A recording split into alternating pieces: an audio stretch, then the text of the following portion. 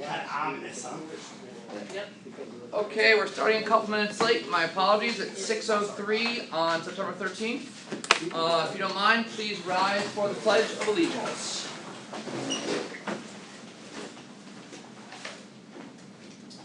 I pledge allegiance to the flag of the United States of America and to the republic for which it stands, one nation, under God, indivisible, with liberty and justice for all. And if you don't mind, as we think about a lot of loss that we as a community have faced, not just our former K-9 officer, but through the week, a couple of really hard incidents that we faced this week, and additionally in 9/11, please take a moment of silence as we reflect upon all of this loss.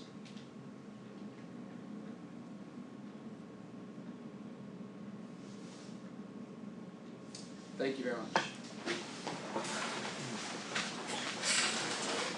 And just to quickly add to that, as we came away from 9/11 with a newfound respect and understanding for what our first responders do, with some of the incidents that our police officers and first responders in the community had faced this past week, we once again thank them for what they do, and acknowledge that it is a very hard job at times.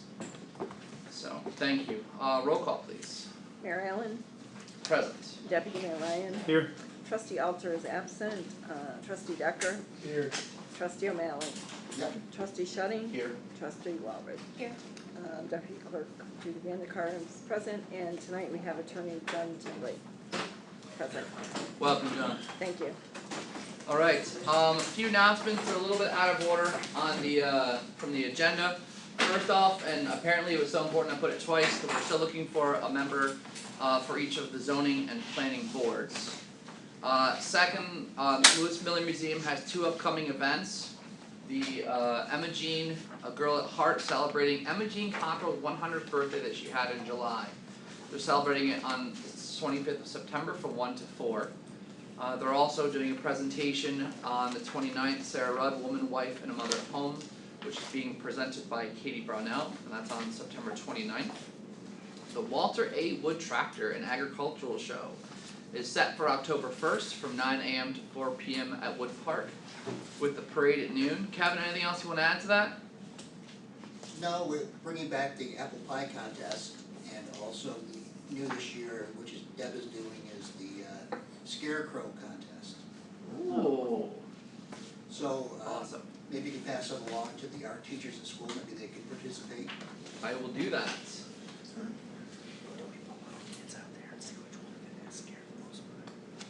Thank you. The annual Stephen Colvin Memorial 5K race is scheduled for Saturday, October 8th. Sign-ups and setup begins at 7 a.m. at Wood Park, and the race kicks off at 9 a.m. also from Wood Park. I don't think we've officially formally approved this, so can I have a motion to approve the request to use Wood Park for the Colvin Memorial 5K race on Saturday, October 8th? I'll make it. Thank you, thank you. Further discussion? All in favor? Aye. Aye. Opposed or abstentions? Carries. Great. Village office hours will be returning to our winter hours starting on October 3rd. The village office will be open from Monday through Friday, as opposed to the summer hours which we've been doing for several years through COVID. We'll be open Monday through Friday, 7:30 a.m. to 3:30 p.m. One of the things that has been requested, and they're not here. Man, I'll have to send them an official memo on this that we got it. We've had a couple requests for having a village brush pickup. And we have looked at, I think it was Neil suggested the third week of April of 2023. So this is something that's a new initiative that the village is going to do for people who are doing spring cleaning. It was requested by some community members, and we're going to make that happen. Bobby, is there anything else you want to add to that? No, I'm gonna give you the exact date. Date. I think, right? And as the time gets closer, we will get more information out to people, because this is new, and they have to understand, everyone, not they, we have to understand what can be picked up and what cannot be picked up. And Bobby's looking up dates right now. It's gonna be the week of April 17th through the 21st. April 17 to April 21st, we'll have a brush pickup through the village. I think, just out of curiosity on that, I think there was a couple different ideas floated around. One was doing it by ward each day. The other way was to have people call the village office and put their name, almost like the garage sale list. I don't, No. Neil does not want that. I think we need to, we Just gotta talk leave the about it. onus up to the residents, I think, in my opinion. I mean, if they have stuff to put out, they can put it out. Cause Neil's not gonna drive over here, drive over, do it by, we normally, we're gonna do the pickup like he used to do, it was done by wards, like, yeah, and With the then, leaves. and then any, any fallout, they'll pick going on Yeah. Friday and do probably, They'll do one more check. right, And when we get, that's what he told me today when I talked to him about Oh, that. yeah, no, I know we had two different ideas that were Right. floated, I was curious which Yeah. one was. we'll have an opportunity to get out, a plan and a map, like with the next utility bill or water sewer bill, something like that, so people know and they can schedule it and they can have information. Yeah, this is a big step forward, because we've been, we're moving in the right Along with direction. a clear. And Marion and Harold are not here And they're not to see here, it. they're gonna be so They're sad, the ones so. who've been lobbying for the last year and a half for I this. assume Yes. that mailing will have clear parameters over. Yeah, there will be clear parameters on what we can and can't Can't take. pick up, Yeah. No massive stumps. Right. Yes, yeah, that would be bad. Alright, finally, we have several job postings that we have just posted, on the village website, as well as, in various places across the village.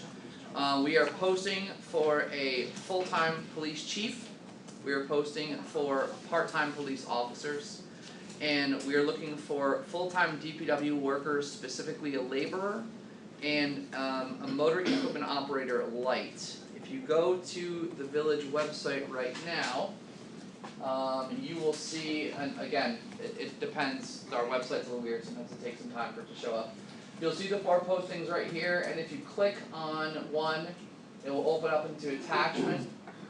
If it is a civil service, if it has corresponding civil service qualifications and requirements, it will be listed below. And we have deadlines on when to respond and where to respond to on each of the postings. So just wanna make sure everyone is aware that that is currently on the village website right now. If for some reason you go on your phone right now and don't see it, just hit the home button or wait a day, and for some reason it sometimes takes some time to go live on our website. How many openings are there right now on the DPW? I think we're looking to have hire 2. One may be from promotion within, from a seasonal worker. As we hired our last 2, when I first became mayor, we hired 2 that exact way. But I think we have some flexibility built in, that we could probably hire as many as 3, but we definitely need 1 or 2 right now. Alright, I have a few updates.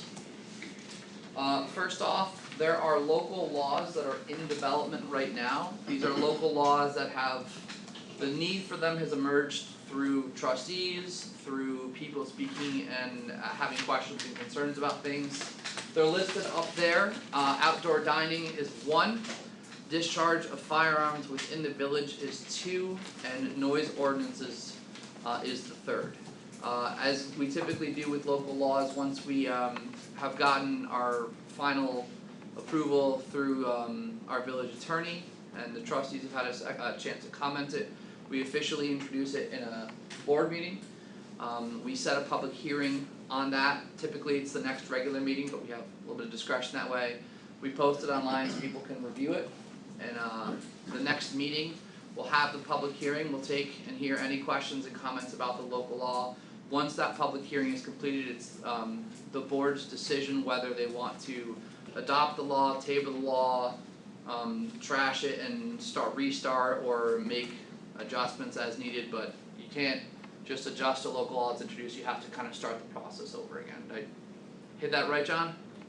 For the most part, yeah. Minor modifications can be made Okay. in the same process, but generally speaking, if there's gonna be major changes, then it has to be restarted. Okay. So these are in development right now, all from different situations, different concerns, different desires people wanna see. And I know we have a committee of Megan, Deb, and Dan who are working on local law, so they're kind of the first run at when Andy has a draft, or working with Andy on that, and then it goes to the rest of us. Anything you guys wanna add to that? Okay, great. Pretty big update on the Woodsbrook buyout program. I was able to have a sit down with, a Zoom sit down with DEC and the consultant that the state brought in, which is named SLR Consulting, and both Code Enforcement Officer CEO Mark Shadam and DPW Superintendent Neil Stoll were present with me, which is fantastic. I wanna take a minute and show you all the slideshow that they showed us and talk through it just briefly. Am I in the way here for you? That's okay. Okay, alright. So this is the Woodsbrook flood study that they presented to us, SLR Consulting. And I'm gonna skip through some of these, cause some of these are not as important as others. This is the watershed that the entire Woodsbrook feeds off of. And is, as you can see at the end, it comes down through the river, and this has been our problem spot for a long time, before it hits the final culvert here and goes out into the river. We recently had a grant funding with the town of Hoosick that did some fixes in two areas, one over here by the golf course and a second one up higher along, which road was that, Mark? On Johnson Hill. Johnson Hill Road, thank you. That would, in a sense, for heavy rains, slow down the flow into the village, collect and kind of help that up there. Our issue now is locally within the Hall Street, Main Street area, around the Catholic Church, the Armory, and Elm Street. So what they did is they were able to do some modeling. They did use drones, and they were able to run scenarios based on how things are for 4 different types of storms. 10-year, 50-year, 100, and 500-year, each of them has their own cubic feet per second flow. And what they were able to do is, this is the site overview, coming across Main Street underneath the garage here. This is the Hall Street area as it currently exists now, although this house is now down. This is where we opened it up. It runs under Hall Street, is open here, this is the culvert right here. Then goes underneath the Dodge building through about 450 feet of culvert, underneath Church Street, underneath this property at 20 Elm Street, I have no idea what my mouse is doing, and then comes out over at 27 Elm Street. So that's the current path that has been the focus. This is the length of the culvert that runs underneath, starting the Dodge building, the road, and you can see there's 4 parts to it. The red part, the arch, is the biggest of the sections, until you get over to here where there's a very large open box. T4 is actually old information because they hadn't seen it since we had taken down Elm Street, so this is no longer an obstruction anymore, that's completely wide open. And what they were able to do is they were able to run with our current existing conditions what a 10-year, 50-year, 100-year storm would look like as it currently is. Now, a little of this is off because this blockage has been removed. But you can see, even with the 10-year storm, there is still a little bit of flooding in this area, although not here anymore. 50-year, you get to see a pretty significant amount of flooding, and of course 100-year, which I think is similar to what we saw back in 2017 when we had the flood, is this area. So this is how it stands right now, improved but still problematic. So they highlighted 4 different scenarios, which I'm going to talk through, that are each steps that they would recommend in a future study that could be sent off to use as an application for a specific EFC style grant. And that grant is a 90% funding from EFC, 10% match for the municipality, which is an exceedingly good percentage.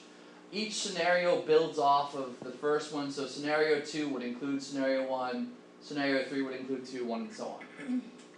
So scenario 1 is to open up this section of the culvert right here, to completely daylight it the same way we have other places, and remove the berm between Main and Hall Street, which would just be to kind of dig up this area a little bit better. This would require the property 20 Elm Street, which is that red brick one that's been caving in and heading towards Route 22.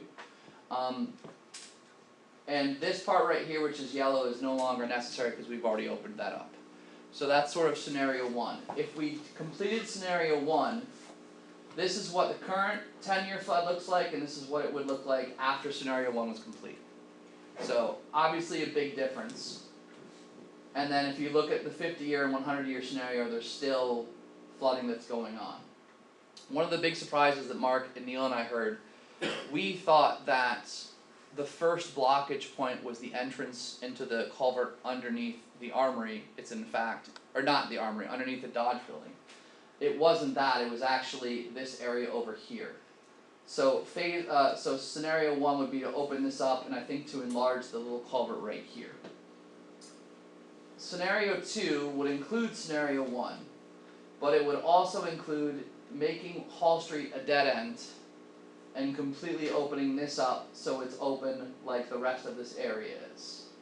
It would include the existing, it would just make that additional change. This is what the 50-year looks like currently. This is what a 50-year would look like with scenario one and scenario two complete. Big difference. Scenario three is 1 and 2 plus removing the Dodge building, and I'm gonna kind of skip that for just a moment. And it does make a difference, but I'm gonna go to scenario 4. Scenario 4 is all of that plus trying to open up this part right here, which is a driveway and a garage for a resident who's, who is aware of this. The reason we are sort of skipping over scenario 3 is one of the discussions that came out of the meeting was we didn't think scenario 3 was a very likely or feasible option, just because of various conversations we've had, because that's an owned and operated and currently used building. So what we asked them to do is go back and run scenario 1 and 2 and see if we skipped the Dodge building removal, but still looked at the possibility of changing scenario 4, removing the garage and changing that area of the Woodsbrook, if that would make a difference. So that was one of the main takeaways. I'm gonna move back to my slideshow for a minute, and then I can bring this back up if anybody has any additional questions. So as I mentioned before, the scope of work that they're doing is for further design and a report. That report will be used for submission for the EFC Green Innovation Grant. And they've done the survey of the area, flown the area with the drone, and run various hydraulic models, which is what I just showed you. And the next steps for us as a village is what I mentioned before. They're gonna revise their scenarios, remove scenario 3 completely, and see if scenario 4 would make a difference without scenario 3 being an item. The village did receive our extension through the end of January of 2023, so that gives us an additional about 4.5 months at this point. We've already started working on some things. We are working to get approval from New York State Homes and Renewal, Community Renewal, I think it's HCR, on the fencing that we've been trying to get installed at 107 and 115 Main Street. One of the caveats to the extension was they wanted to see all the pricing on the properties separate from the pricing on the fence, and I've tried for 3 days to get in touch with her and have a conversation to kind of straighten things out. So I think there's a little bit of confusion, but I'm gonna be reporting back as soon as I hear something on that. And the final thing is we're working to obtain 20 Elm Street. I've already reached out to the owner, I've already discussed things with the owner, and they are interested in looking to see what the program offers them. And it would work the same way we did it for the other properties. We have to get an appraisal, a survey, an environmental site assessment, and also the asbestos survey. The appraisal would give us the highest value we can offer to the property owner's purchase. And assuming we can work that out and we go through and close on the building, then we would still have some funds remaining to take down the building. That's kind of where we're at now, and I'm hoping that in a month or so, we'll have more information on where we are with 20 Elm Street. So trustees, any questions on all the information? That's the one across from the armory, right? That has the wall that's leaning. Yeah, That's the that's red red brick one. flagged right now, right? Right on the corner. Yeah. So is the That's fence, Wayne. is the fence still on schedule for this fall? I mean, I don't know why this one's any different than the fence that was put up on Elm Street, that was, We don't know why either. Take them down that way. And Mark put together a memo that simply stated that the safety, that was that one for 27 or was that one for the 107, 115 Main Street? No, in there I just stated that we could make a certain argument for the safety factor at 27 Elm. There was no question there, we had to have a fence up there. Yeah. You could still make a similar argument, but it's not as bad along Main Street because it's not as much of a safety issue. When we got the extension, we were very surprised that they required us to get more information on the fencing because I've been trying to get the fencing and we thought they knew that was coming. so we voted on the fence, so to me, it should continue. So Unless we rescind that. No, we approved that subject to approval from the state on the extension and the purchase, which is how we've had to do pretty much every step of the way with this. So we couldn't take that out of, say, if we had a fund balance in some other fund and pay for the fence in the meantime, rather than wait till next year, or January, or spring, or summer, whatever the case may be. We're sort of in this weird spot where if we pull the trigger to order it and it's like an 8 to 12 week turnarounds. Well, that was 2 months ago, so it's now down to, what, 6 weeks? Assuming that's the case, I'm not sure, I'd have to double check with Neil, but I just think it's looked bad enough for so long that, I mean, the sooner the better this gets done. yeah, so I've reached out to my contact at the state Friday, yesterday and today, and I have not been able to connect with her yet, but in our mind, this is a no-brainer and we need to make this happen as soon as I possible. mean, it seems ridiculous that $10,000 out of $1 million, $900,000 grant is pocket change compared to what we spent on this already. Yeah, but every step of the way, every single thing that we have spent, we've had to get quotes on, we've had to get approval on, we've had to get all the paperwork lined up, we've had to have the board move it, then we've had to submit it all to the state, have them review everything and give the okay. That's just been the process, unfortunately. I'd just like to see us finish the projects we've already started and make them look better. I mean, it's not a great look from Main Street down into the backyards of people's houses and Yeah. also we haven't cleaned up the lots that we purchased already, so we don't have any plan for that. I think before we move on and tear down another house, we should take care of what we've done already.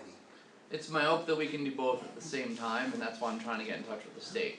If we can't, and she says no, we have to have all of the 20 Elm Street stuff lined up before they're gonna speak and approve the fencing, then I think we would probably just have to do it on our own with our own funds. But I'm hoping to have that answer within a few days. I was hoping to have the answer before the meeting, but I haven't gotten a call back yet. We're talking what, we said, what, anywhere from, excuse me, like $10,000 we're talking, right, $12,000? $9,500 is the quote. Yep, it was. So it's not a huge chunk of change, but I mean, we're not exactly rolling in the dough right now. No, so no, there's a way we understood. can wait, but at the same time, this has been an issue for such a long time. I understand. Kevin, I can tell you the cleanup from down there too, was held off because we were kinda waiting to see what the mayor just showed you guys. We didn't know what that next phase was gonna include. Neil didn't want to spend any more time or money down there than he had to. Where's that? Like down Hall Street, the Main Hall Street area. Oh, Behind. I know, but I mean, the look has been like that for almost 2 years now. Yep. And we're talking about moving on to the next property when we haven't finished off the 2 properties or the 2 areas that we already did. My hope is that we can do them simultaneously. I'll know within a few days. And on the Church Street side, that one property, the one we bought, the grass is this high in some locations of it, so. Well, now that we know what's going on there, we can prioritize that and take care of that before the season's ends. Any other questions? Alright. I think we're on. Alright, we have the people to be heard section. When you're called upon, please begin with your first name or your full name and street address. Share or speak to whatever you would like to discuss, and I will just get a quick tally to see how many people would like to speak, and as a reminder, we do audio record all the meetings and eventually put them up on YouTube. So who would like to speak, share, concern, question with the board? I just have a quick question. Sure, go for it. My name is Chris Sanders, 65 Abbott Street. Thank you. It's regarding the firearm discharge in the village. Yes, I was wondering if it's possible if we could vote on like a temporary ceasefire until the formalities and the jumping through hoops come to fruition. so John, do you have some of the backstory on the situation? Not the situation, but in order for the village to have something that's enforceable, it's gotta be by local law, so. A lot of times when the municipality wants to take a temporary step that requires local law, you still gotta go through the local law process, Okay, to get there. The village board, if it wants to, certainly could adopt a resolution expressing its disapproval or condemnation of discharging firearms within the village until that's done. But that doesn't have the same legal effect as passing the local law, and Okay. therefore the consequences that arise out of. It's not enforceable, right, John? If it, Well, I wasn't gonna put it that way. okay. By the DEC it is, Chris, when, Well, DEC can 500 enforce, feet. Well, those regulations, yeah. I did measure it out, the length of, well, you come up Munsell and then you come to Webster, the length of that street is just about 500 feet. Yeah, the day of the incident, of course, I called the local PD because the guy was rapid fire shooting up there, the feller that bought the property. And legitimately, from where you stand on the street to a little bit further than the flag is where he was firing from. So, in my brief conversation, I won't go into detail with Paul because it's, I don't know if anybody else knows what they're up against.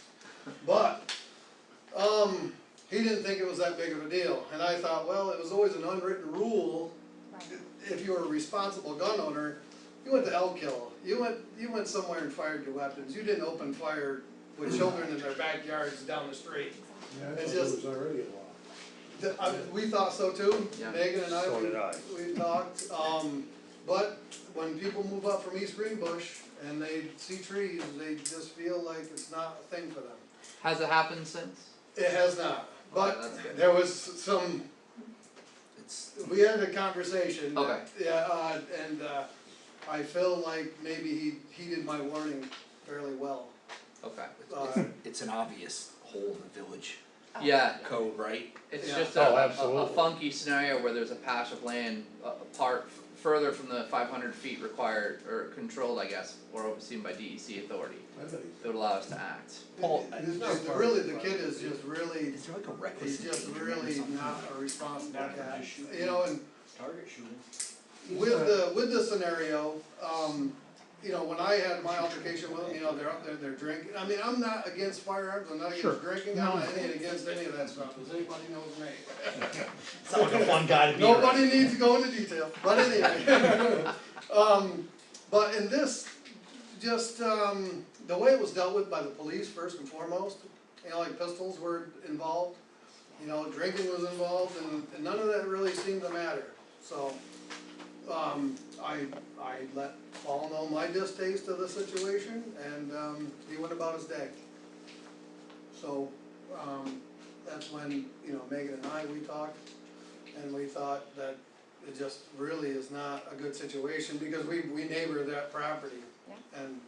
Yeah. And Paul was saying, well, he's got somewhat of a berm set up there, I mean, it looks safe to me, you know. But he was farther away than 500 feet, I doubt it. You can't get 500 feet. Right, I You just lived can't. there, that's all. Well, in my opinion, anyway, the DEC Multi-road. regulation is not okay anyway in a municipality that's densely populated by children and families. And my daughter was in the Yeah, back, it's not I to cut mean, you off, that's but- crazy. Yeah, Even my bullets daughter was in traveling the backyard, Yeah. and she As was, soon as we can. Exactly, my son plays in the woods back there. You Yeah. say handguns were involved? they were, yes. So, you know, every pistol permit is issued and That's signed right. by a judge, right? Mhm. And I don't know, there's been some significant changes lately in the law regarding pistol permits and all this other kind of stuff, but perhaps a call down there to the issuing authority. Mhm. Yes, Not be a and bad- I may not be a think we bad had some idea. people looking into that also. Is that a thing we can do? You could try, I don't know what's gonna happen. Okay. Now, I know prior to this the new statutes that are on the books, you know, they tell you when you got your pistol permit, if the judge gets a call, you Yeah. can have a little issue with your pistol permit. Now, whether or not the judge had, you know, that law was written so long ago that nobody really understood it anyway, the Sullivan law, but whether or not the judge actually had the authority to you know, to take away your pistol permit without actually having a definable violation of law was always a question, but that may be one avenue, you know, down to the county clerk's office, Yeah, 270-4171, I think is pistol permit clerk. Call down and ask. It's not isolated, I mean, it doesn't happen a lot, but I've called twice to the police about people hunting or shooting down near the waterworks, the Greenway area, where people aren't aware that that's still under village limits. Maybe we need signage down there as well. Well, Is there something down there? Chris and others, we have very much heard the concern. I think we're all pretty much in agreement that we see this as a loophole we need to close up. Absolutely. I know oftentimes what we want the police to be able to do may not be what the police are legally allowed to do. no, right on. And even though this is like a common sense thing you would think, it's not Right. exactly, so we're moving forward on closing up what we see as a loophole and solidifying that in the law. I don't think there's any opposition to that, it's just No. the time for them to get it wrapped up. Would anyone else like to speak? Yes, I'm Barbara Sussman, hello Barbara. and I am the president of the Civicure, which is Civic and Cultural Restoration Corporation Incorporated, nonprofit that was established in the year 2000. In 2017, we acquired the Woodblock building, and I'm sure most of you know all of this. This is just a gentle reminder. I know that there have been delays and you're in the process of giving out ARPA funds, and I applaud all the things you have been doing, but I'd also like you to consider our request. We put in a request, I have a letter that we wrote, I made some copies if anybody wants it, and it really goes over a few of the things that we were asking for. We were asking for funds, and we received the grant from New York State. I think everyone knows the Woodblock building was in dire condition with the roof, and it was raining inside, so we got a grant for $150,000 from the state, and we raised $100,000, so it was $250,000. But the roof cost us $360,000 because the stonework around the edge of that roof, some of the stones you could see daylight through it, and we had to have people point it. So at the start of COVID is when the roofers began, and these extra expenses were asbestos removal. There was some sort of deposit of a chemical by the laundromat that had to be resolved because it was within 100 feet of the Woodblock building. We had to go through a lot of hoops, which is why it cost $360,000. So Civicure relies on the rent of the professional buildings, so we raised rents for all of us. We're all supporting Civicure, which pays for the staff that run Civicure. So we're on a really tight budget, but we're very careful because we need to be.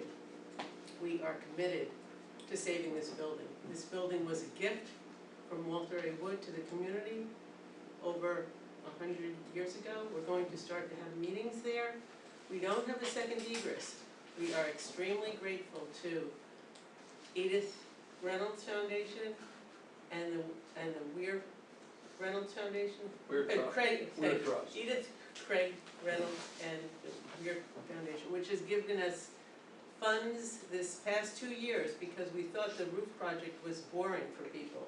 So we started the renovation of the windows. We found somebody to restore the windows, and we did it locally without New York State because we saw what we had to go through getting the grant satisfied with the minority women-owned business roofers. How do you find them? That was really difficult for us, but we got every penny because we're really vigilant.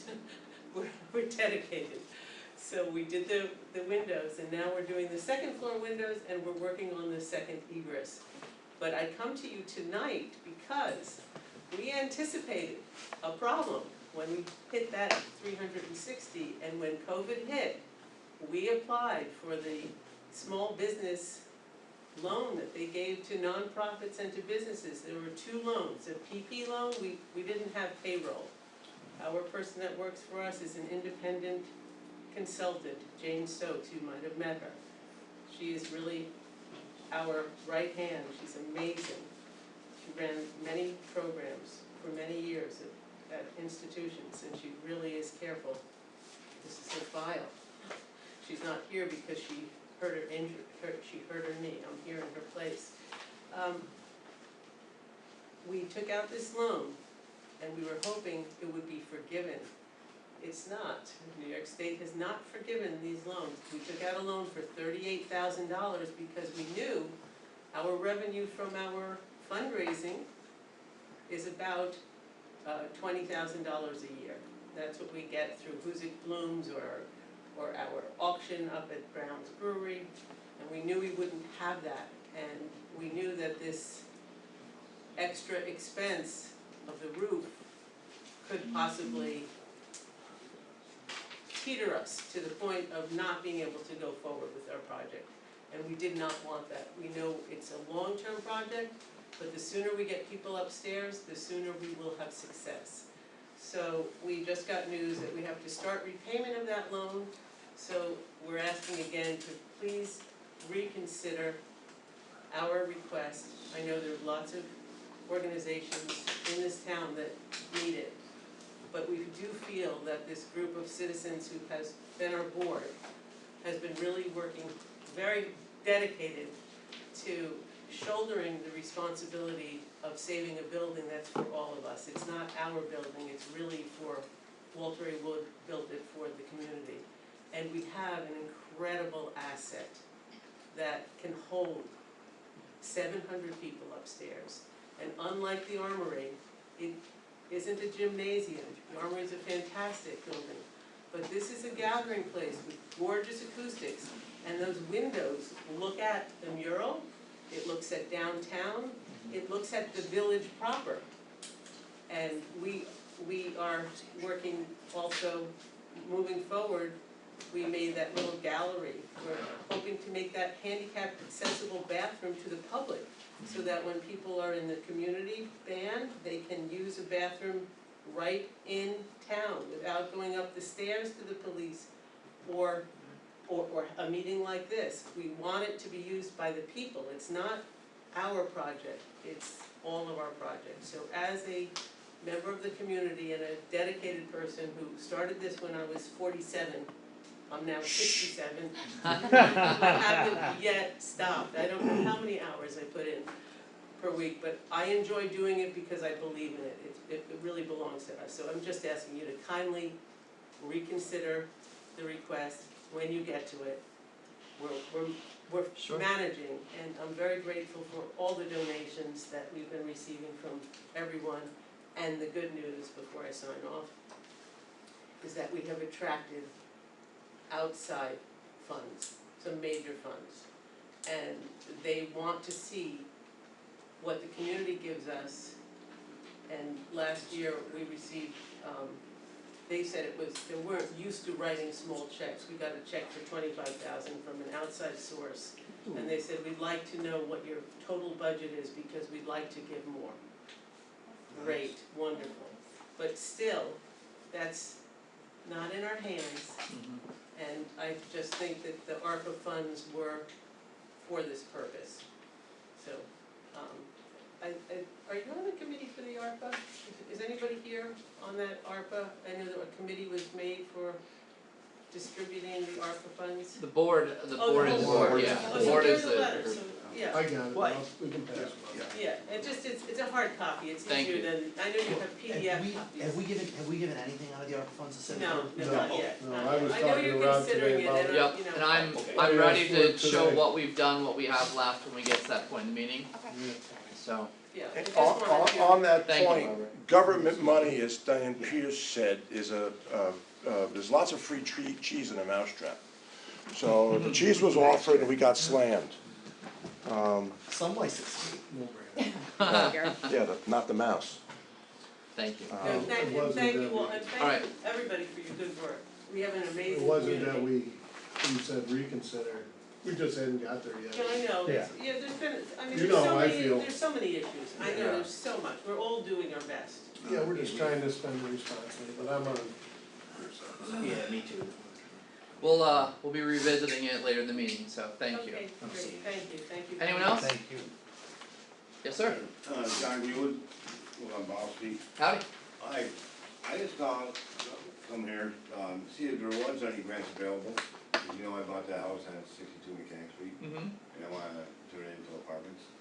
And I was just wondering if there was any grants available through the village.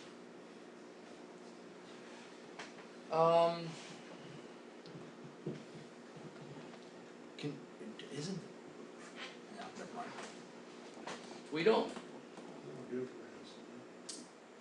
there's no grants that I can think of. The village is still deciding on ARPA funds, but I don't know if, there's a lot of rules around that. I don't know if, giving that to a private person for apartments would be something that would count. I'm pretty sure it wouldn't count. I don't know of any other avenues. The village used to have HUD grants, that was only for individuals, single-family homeowners. Judy, you probably were involved in some of that, we had quite a few over the years. Yeah, there was. Actually, there's $25,000 left out of that fund sitting around somewhere. That ran quite a while. Is that the small cities account? It used to be called HUD, now HUD, yeah. it's changed, I think it's by HUD given to the state of New York, and the state of New York now distributes it. Maybe GB money? Yeah, District Block Grant, Yeah. Yeah. maybe, I don't know. As I sit here, I don't know the answer to that. We'll ask and look around, if we Well- find something, I will definitely get it, send it your way. What about the LDC? I mean, they don't do grants, but they do small, like, business loans, right? Honestly, I don't know, cause I haven't seen the LDC do much. Right, Kevin? What's that? LDCs can give small business loans, right? I mean, Right, but I don't know but if not they. to homeowners. Right, but not for, You have to have a business plan and. okay. Yeah, I don't think we know of any right I now. gotta look into it a little bit more myself. I Yeah, don't know if I have to be an LLC going to, and I had, name of a grant and I don't have it with me tonight. alright, well, you can always shoot us an email or call the office and just say, this is the thing you found, pass it on to me and Right, we'll look. Alright, thank you, sir. yep. Anyone else? Alright, we are moving on. Okay, reports and minutes, let's start with the police report, Paul. Anything you wanna highlight, Bobby, anything you wanna highlight? No, I don't. Can I have an extra copy of the, thank you. Oops, sorry. Pass it around.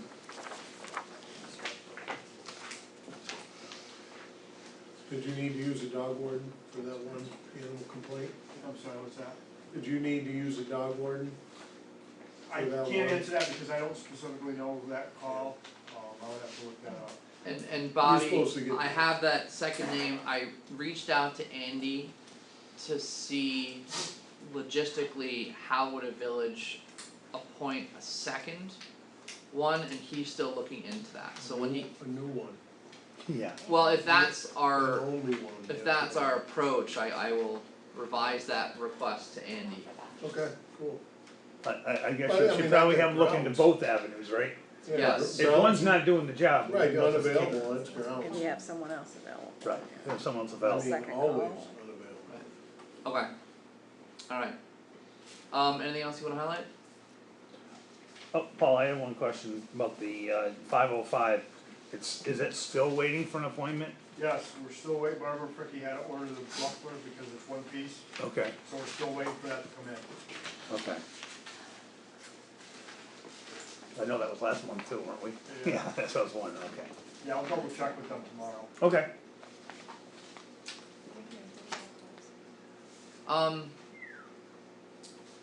Unless you guys have any questions, looking for a Nope. motion to approve the police report?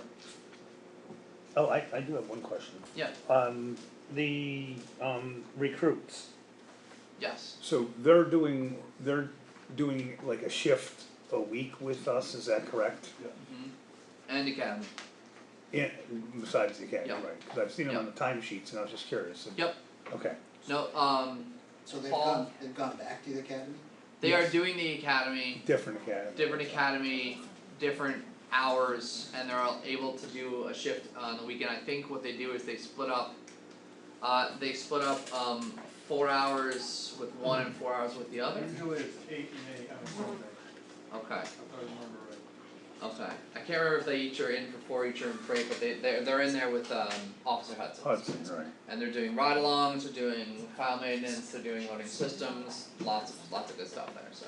Okay. So they can be in uniform and carry a gun, as long as are they certified? They have a year to get certified. Yeah. Yeah. Okay, that's all I How have. much does tasers cost? You It's in should the, have- it's in the quote, You Bob. should have the quote. There's a quote there. About here. No, I didn't have it.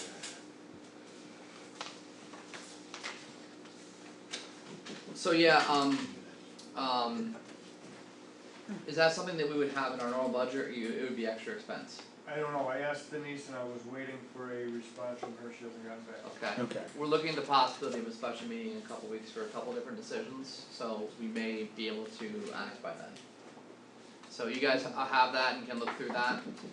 Any other questions? No, I just do wanna acknowledge that, in regards to our police dog Mickey, that it was, unfortunately, he's retired and had to be euthanized, so, Yeah, he was a great asset to the community. he was. Oh, by the way, Corey reached out to me a while ago and thought, he sent me a picture and thought it'd be appropriate to put a picture of the dog up on our wall in the village office. Great I idea. was thinking maybe a picture plaque that we can get at Sports and Crafts. Yep, I Yeah. mentioned this to Corey when this was happening, and I wanted to know, I'm basically just gonna go over it, and I'd like to design both something for, Officer Mickey with the pictures that Corey sent me. I'd also like to design something in remembrance of Officer Waldron as well. Agreed. So I'd like to look into 2 really nice plaques, probably through Tomasi in Bennington. Yeah. Yeah, we're doing a couple there now. So, Oh, you guys go with me Oh, looking yeah. into that? I absolutely, yeah. Kevin, do you wanna do that? Do you wanna take that on? I can do that. That's brilliance. Thank you. I'd love them to be pretty decent sized plaques that are on display in the police department or perhaps in our main lobby right next to the police department window. So.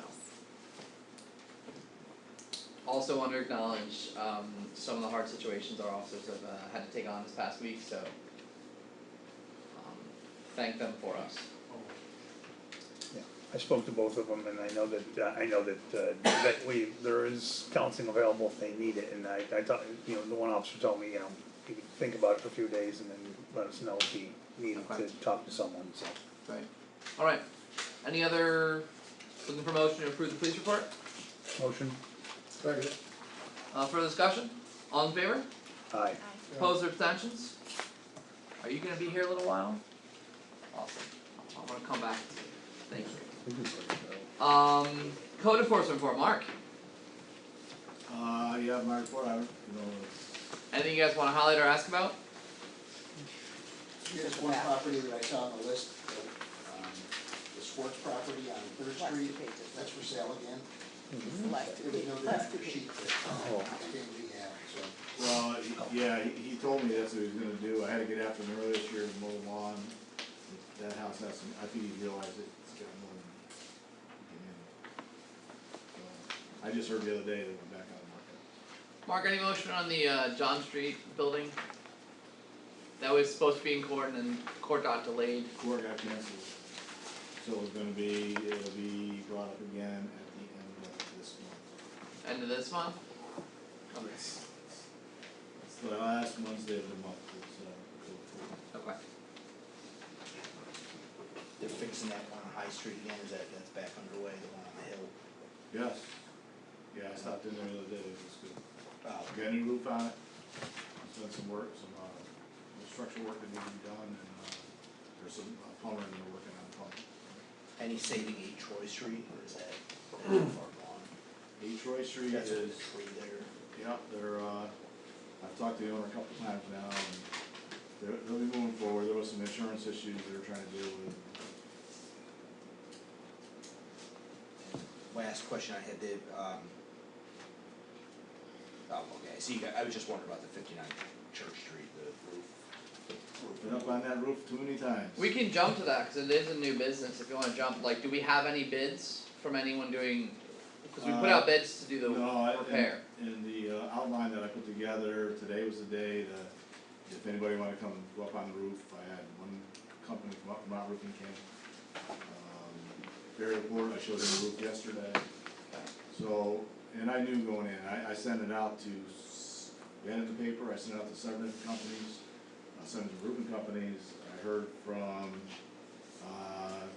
only 2 of the roofing companies, and Vermont Roofing was one of them, they responded today, I have not heard back from them.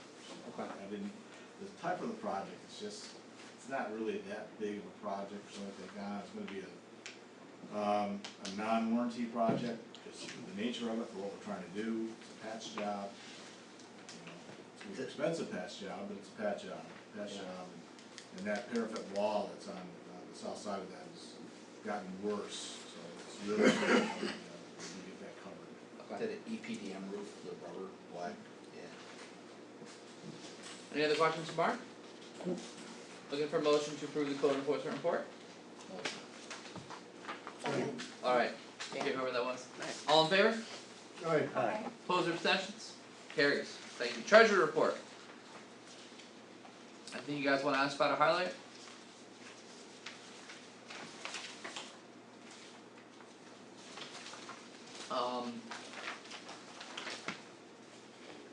If not, I'm looking for a motion to approve the treasurer report. Motion. Need a second? I'll second. Thank you. Any further discussion? All in favor? Aye. Opposed or abstentions? Carries. Bobby? One question. Yeah. Do we have the vouchers to audit We tonight? do not have them tonight. No. No. That was probably related to the computers being We down had- for yeah. a Okay. good portion of Monday morning. Okay. Yeah. And since Mark was the first to discover a problem, it was clearly Mark's fault. The network switch dying. Oh, I was just curious. Well, we don't wanna go down that road, do we? 'Cause Mark No, we started don't, it on please. Sunday. Please no, yeah. We had a network switch die, and the network switch not only controls the network access to the computers, but also our phones, so that was a very exciting Monday morning. Stop. They have a temporary one installed there, where they have a newer one coming. Yeah, Marie has the rainbow screen. I was down there. Yes, it is I think that's a separate issue. Freaked out about that. Clerk, deputy clerk report. Marie, anything you wanna highlight? 12 Not property really. changes this We are month. doing, we're processing the August bills and still property tax bills are coming in. Okay. Unless you guys have a question, looking for a motion to approve the clerk's deputy clerk report. Motion. Thank you. Second. Thank you. All in favor? Aye. Opposed or abstentions? Carries. Highway department reports. Well, you covered, we Bobby, covered, anything you wanna know? we covered the brush issue, you covered the hiring. Chip's paperwork is being sent in, so we're hopefully gonna get reimbursed from the state regarding that. We're still gonna be patching through in the fall months. As far as the Main Street sidewalks, I talked to Neil today, and hopefully by the end of next week, or I'm sorry, not next week, the following week, they'll start on Main Street. And the reason for the delay was because of, he wanted to wait, the contractor who got the bid wanted to wait until school started to keep kids, when there's less activity on the street during the daytime, so therefore they're not putting their footprint to claim to fame in our new sidewalks. So Yes. that's the main I reason. feel like we have one of those down by the municipal. Oh, I'm sure we do. Yeah, We do. yeah. Too bad they didn't sign their names so we can, anyway. Any questions? Looking for motion to approve the highway DPW report? Motion. Second. Alright, all in favor? Aye. Opposed, abstentions? Sewer department report, anything you guys wanna highlight or ask about? Very glad Keith is back. Keith came is back. back. I talked to him last week and he was back today, so we were all very excited for that. That's great. Probably not as much as Kenny. Yes, for sure. Yes, he's very excited. Alright, I don't have anything to add. okay. other than Kenny hit some good revenue this month, or last month for, Yeah, for, yeah. facilities, so. Looking for motion to approve the sewer department report. Motion. Second. Thank you and thank you. All in favor? Aye. Opposed or abstentions? Alright, carries. And finally, the water department report. Megan? I talked to Josh, he said the dehumidifier unit has been down since July. He quote unquote said everything's kind of sitting in a pool of water. He had, I believe it was Family Dan's It just says come, August 30th, they was there, they were there on the This is report. not in the Yeah. GAC building, this is the normal water treatment Yeah. part, yeah. come to do an estimate, brand new. We're waiting on the estimate, but he said brand new, probably $10,000 to $12,000 new. To repair it, around $6,000. This unit is old. It was put in when the building was put in, and so I would say 16 years old. I think we're probably better off replacing the whole unit. Also due to humidity and corrosion, we need 2 new valve positioners, which are going to cost about $3,000 a piece. They're just not functioning properly. That's probably in their normal budget of, Yes. Say operational Yeah. costs. yeah. We talked a little bit about the Rogers Ave tank leaking. Yep, The altitude valve needs to be replaced. All this stuff is, like you said, in normal budget. And then I guess my question would be, Ashley Drive, we got a quote on that. we did, The we got the parcel appraisal land, done yeah. for the property. Okay, And I mean, it's a public document, so Right, since we so- got it. well, I was, Would it be, I mean, we got an appraisal on a property that we're interested in If it, possibly purchasing, so would that be like a public, it may be exempt from public disclosure if it's gonna impair the village's position on Okay. contracting. so we have the appraisal. okay, We have what the appraiser thought was a fair market value.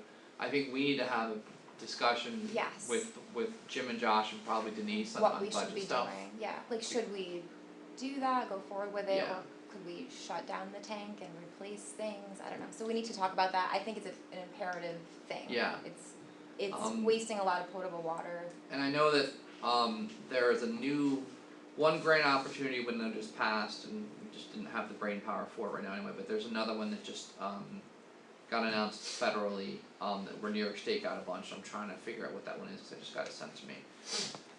So I think there are options to pursue, but again, I think some of the stuff just needs to be front burner stuff. The problem is Right. the water budget is the budget that has typically been operating in the red. The water budget was where we had to pour a lot of ARPA funds ARPA money went there, right. Oh, yeah. to sort of even that Patch. out. Patch the hole. The other thing, I know we've talked about it a couple times, was the van is in awful condition, it needs upper, lower ball joints, brakes and rotors of course, I'm pretty sure Josh had gotten some quotes for, what was it called? The utility truck. Yes. Back utility truck, So- yeah. It looks like new, they'd be about, I think he said $40,000 a piece, if they're used, 45, what do you say, 45,000 to 65,000 miles, give or take, would be on them, and it would be around $25,000, so we need to discuss, do we want new, do we want used? Yeah. But it's gonna be, I mean, winter's coming, That's Yeah. what the guy at Upstate Auto Sales told me about 25,000 when Yeah. I stopped by. The problem is right now is getting them. and then we have to think too, it's not gonna carry a warranty, like there's no warranty on this thing. Yeah, Right. it's, right now, all those type of vehicles are very difficult to get. I know in my full-time job, a lot of, my employers cannot get chassis for ambulances, period. Like, there's no price on earth that's gonna get you a chassis for a new ambulance until next March. Right. And that's the way it is, like, so, it's not just the costing, it's also getting in line. I Okay. guess is Yeah. getting in the queue. Right, So I think either this week, later this week or early next week, we need to sit down and find a time and talk through all this stuff. The water side and make some sort of plan for these big expenses, if they fit in our budget, and if they don't, what do we do? right, okay, and that's all I have. Thank you. Anything else? Alright, hearing, looking for a motion to approve the water department report, Motion. I need a second. Second. Thank you, all in favor? Aye. Opposed or abstentions? Alright, carries.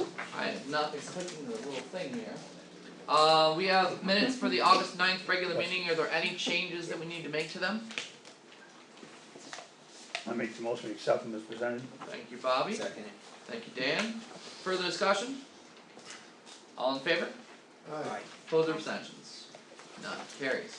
Before we go on to trustee committee report, if you don't mind, Phil, Yes, sir.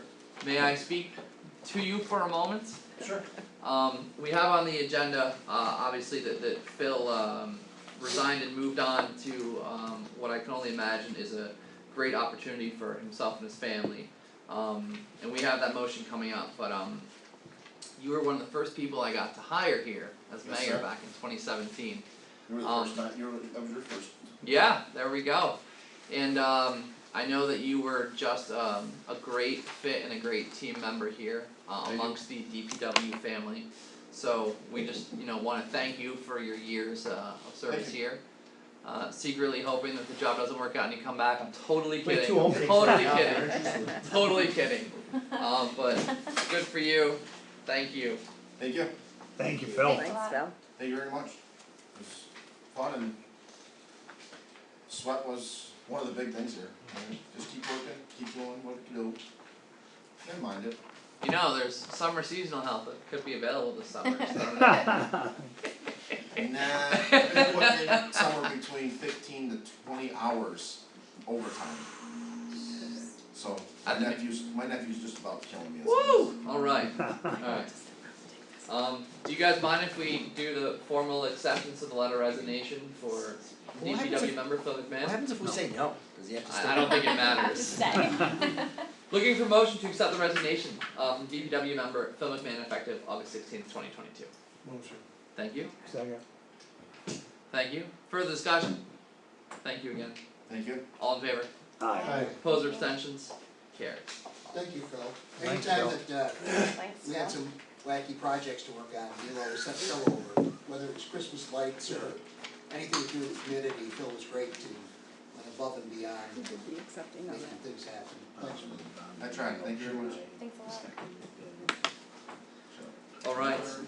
Good job on the libraries too, thank you. Yes. Yes. Yeah, the last project, And you right? got your picture in the paper. Yep. I'll find that in a minute. Trustee committee reports, why don't we start on that end and work our way down, Kevin? The Grandma Moses mural will start on Thursday this week, I met them today down in Troy, so. Also, there was a change in the, this quote, the cost for the lift, the sky lift went way up since his initial price. And, the difference, I think it was $250, I think. Yes, I talked to Andy about that, when we go to ARPA funds, we can just make a motion to add 250 to the original that we set aside for him. If to do the same approach we did last time, so if we wanna do that, we can do that. I thought his price was pretty low anyway to begin with, so I don't think it's a big issue to, Yeah, $250. yeah, so we can just formally do that when we get to ARPA discussions, Based on what the other quotes we had, that he was very reasonable. yeah, Yeah, yeah. Sorry, Kevin, keep going. I think it's not a total rehab on it's just fixing what's damaged, and there's quite a bit damaged there. So he's gonna go over the whole thing and patch any concrete work that needs to be done and that kind of thing. That's great, So he figures 2 weeks it'll take to finish it. okay. Thanks to the assessment for letting us use your building. Well, I was thinking, as you guys probably have seen, the whole bottom portion of the mural's been repointed going around in both buildings on 47, 49, and 53 has all been new pointed. I will ask my friend whether or not they might be willing to donate their service, which is being used right now at the Senate House on Richmond Avenue. So that could cut that cost. I'll see if he can donate that machinery for that project. I'll ask tomorrow, and I'll get back to you about that. Yeah, sooner the better, because I Yeah. think he has it coming this Thursday. All right, well, I'll call tomorrow. That would be great, thank you. Yeah. Anything else, Kevin? No, that's it. Alright, Bobby?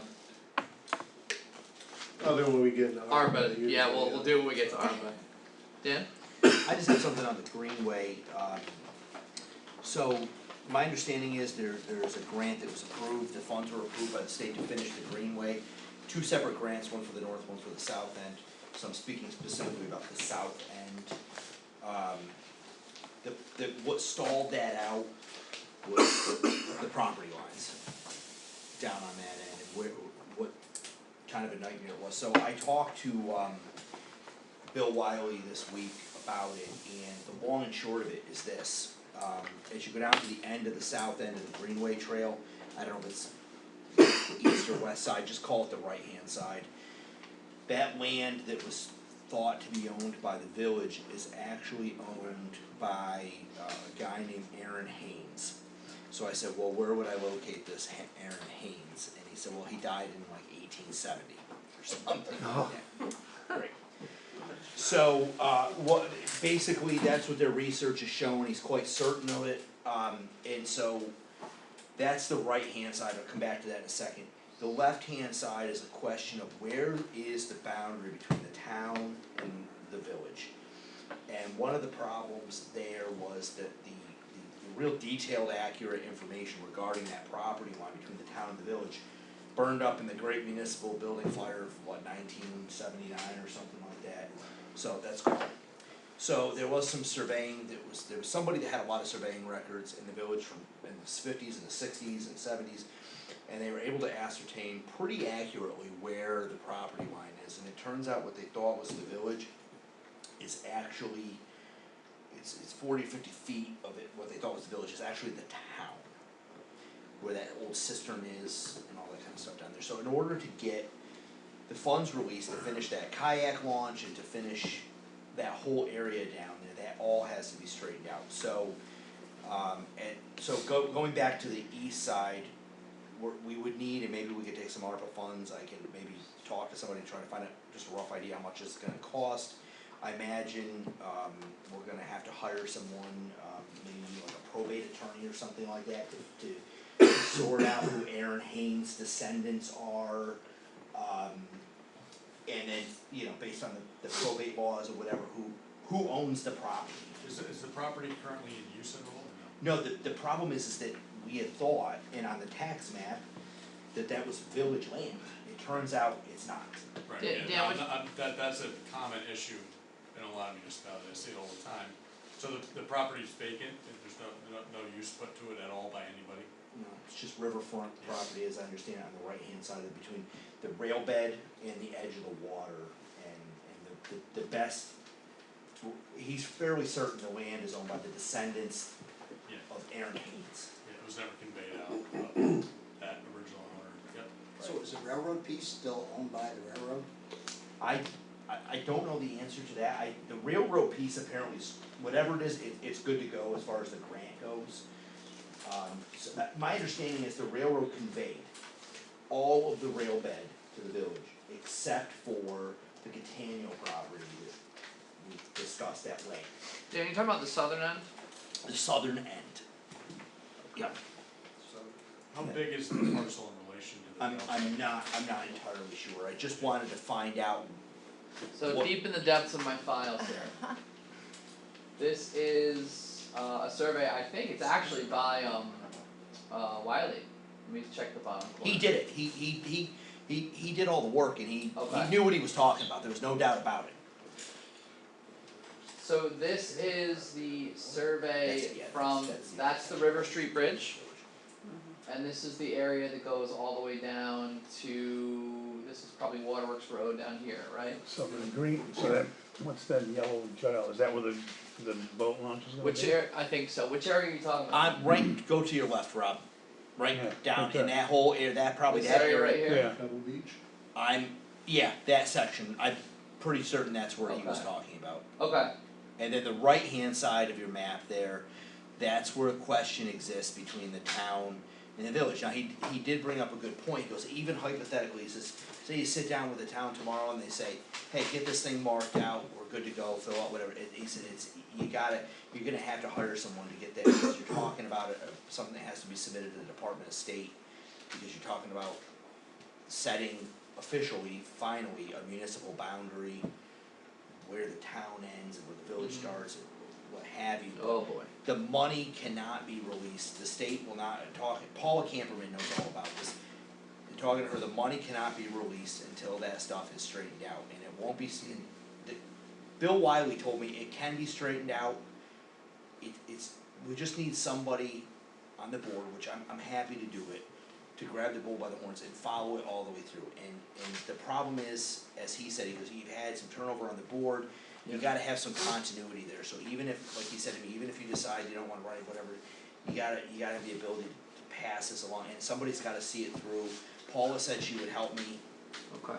she's on the Greenway committee, but it's, I think, we're gonna have to spend, I don't think it's gonna be an enormous amount of money, perhaps, I mean, what are we, based on what I've said, what kind of nightmare are we looking at here? That's 2 nightmares. It just is, and as I sit here, I can't give you that, I can't give you a ballpark on what that would cost to fix. The municipal boundary issue. Yep. There's, I would anticipate a fair amount of process involved in that.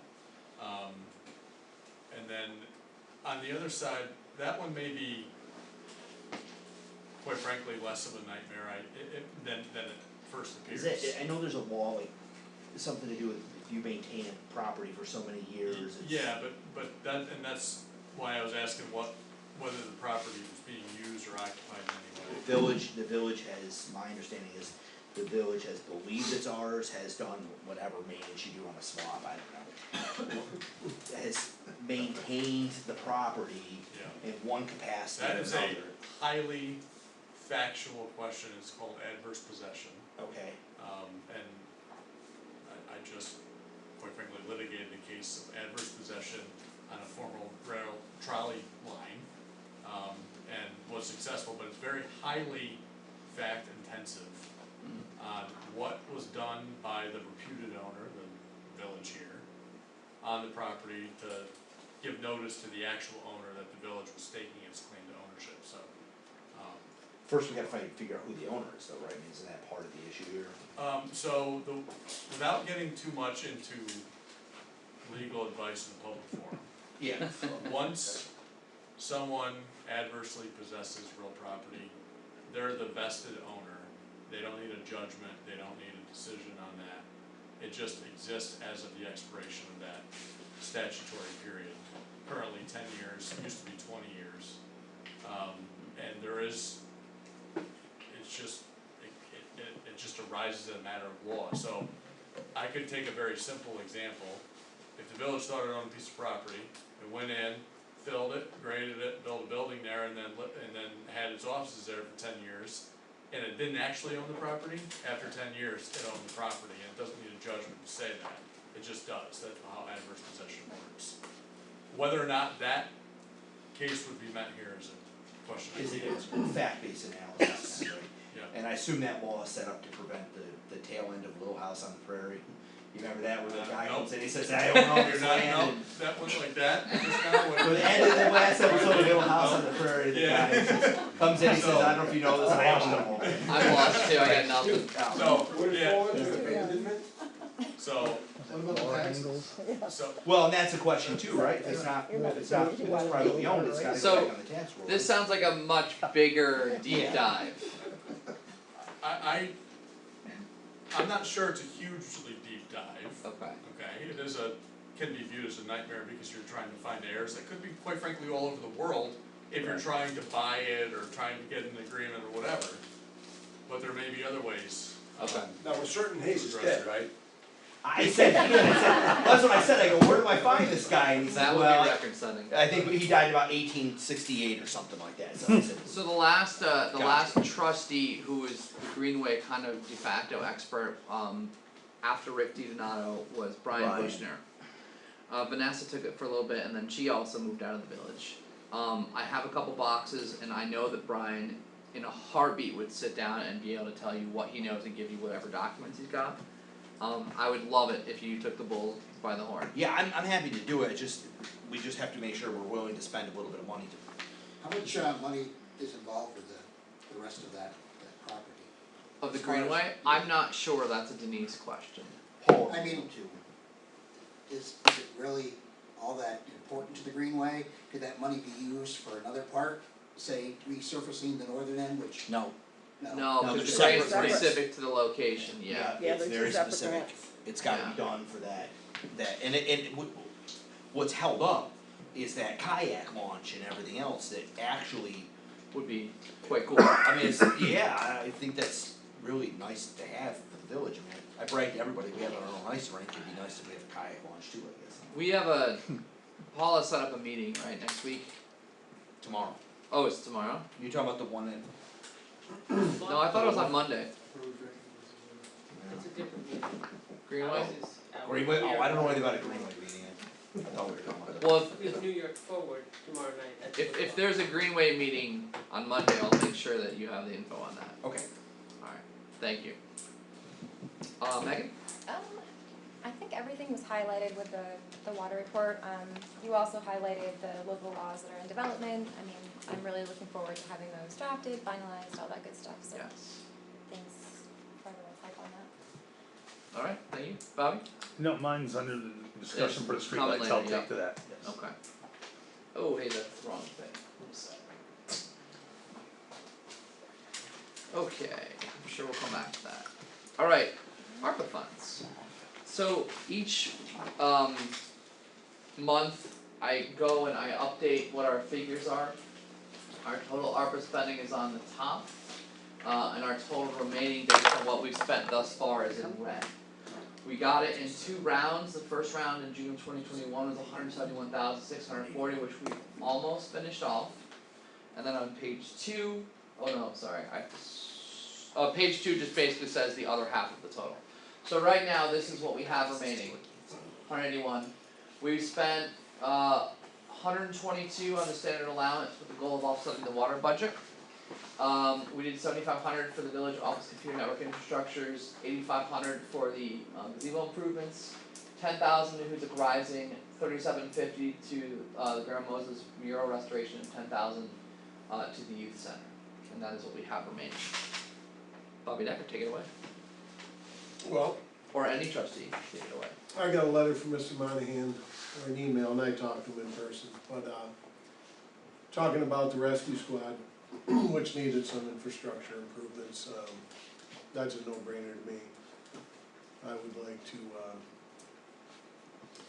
make a motion to give them 10,000. We can make that motion now, I wanna discuss a couple other things to paint everything out before we do that, but I'm totally, okay. So the first one was the rescue squad request, I think your total project was 86,000 or something? That's, 86 and that's change? the most recent bid. Okay, We're in hopes it's gonna be less, but we know how large that number is. We've also approached the Mary McClellan Foundation and they've agreed to help. I'm not sure what amount it's gonna be, but in theory, they seem to be willing to donate 30,000. These are just me acting like a salesman, calling on every bank, every fund available to try to raise funds both for the generator and the update of the electrical of the building, and also begin to fundraise for a new ambulance. Our ambulances are 2002, 2003, 2017. So, after hearing what Dan had to say, I don't think we're interested in a new ambulance, but I think we're still thinking $150,000, $160,000 to replace and equip what we wanna have. So, I won't be back, I almost promised last time I wouldn't ask for money, but I'm pounding the streets looking for money, and if the dollar amounts weren't so large, I've been quite successful. okay. We also heard from Barbara earlier with their requests. In previous meetings back in April, we had discussed a bunch of different things. And just to update a couple things, I had 3 I was looking into. The first was looking at the AC and heating system in the municipal building and trying to see what it would take to get both some form of COVID filtration or precautionary stuff added to the system, and the second would be what it would take for us to, instead of making that just for the courtroom, make it throughout the building in multiple zones. I did get to meet with an individual from Bennington Cooling and Heating whose name escapes me this moment. He was going to get me a proposal, so I don't have that yet. And there's a couple different options we have. You had that quote from the company I gave you originally Yes. on that same thing. Yeah. I also am trying to get the plans put together on adjusting the current municipal building bathrooms so that we can enlarge the current male bathroom into the police department a few feet, make that the female bathroom, ladies' bathroom, with 2 full stalls in there, so it would help for all of our events that go on there. And I'm also looking to get estimates on redoing the ramp, which is in rough shape and would make a lot more sense if we could somehow ramp up to the front of the building so that the bathrooms are handicap accessible instead of having to go through the building and hope the doors are unlocked. So those are, I'm hoping to have those soon, but I don't have those estimates yet. What So was the next step on the ramp? You and I talked to Goldstein. just about it. getting proposals out there for bids and getting bids back. That's the next Well, step. we wanted to, there was a couple ideas. There are a couple different ways. I'd love to see us, even if we had to take out and move things that were in a corner of the front steps to make the ramp work that way. Right. I'd actually like to see the ramp on the other side, so that if there are people at an event in the park, the ramp is on that side, they can just kinda go up and back around and hit the very top of the stairs, that would make the most sense, but, Then you wouldn't have to We have to move the move- monuments if that's the case. right. Yeah. But we'd have to relocate whatever plants or whatever So there. that's not an issue. So, those are all things we've been talking about, now, you had mentioned, I didn't wanna cut you off, but you were proposing a motion, so if you Yeah, I wanna was do that, thinking we go for would it. give the rescue squad what we've been given, to Rising, to Youth Center, where else we need 10,000 sometimes. I'm also, so I would make that motion. Hopefully, some board members. I'll second it. So specifically, this is a motion to give $10,000 of ARPA funds to the rescue squad. Who's the rescue squad? Or, I mean, we can talk about the amount. I just went with what we kinda said last meeting. That's fine. We're doing it as a standard. So motion is there, Dan has seconded it? Alright, further discussion, what are your thoughts as a board? I think that's what we've been doing with the other non-for-profits, so just to kind of keep things at, you know, parity and equity here. I don't have a prod. I'm on board with Bobby, we're doing 10,000 for the rescue squad. I am too. Yeah, we do. Okay, any further discussion? All in favor? Aye. Abstentions or opposition? Opposed? Alright, Can I? carries, $10,000 for the I rescue would- squad. So, Thank you. I don't, also make a motion to give Civic Cure Yeah. 10,000. I'll second that word. Yeah. Okay, further discussion on that?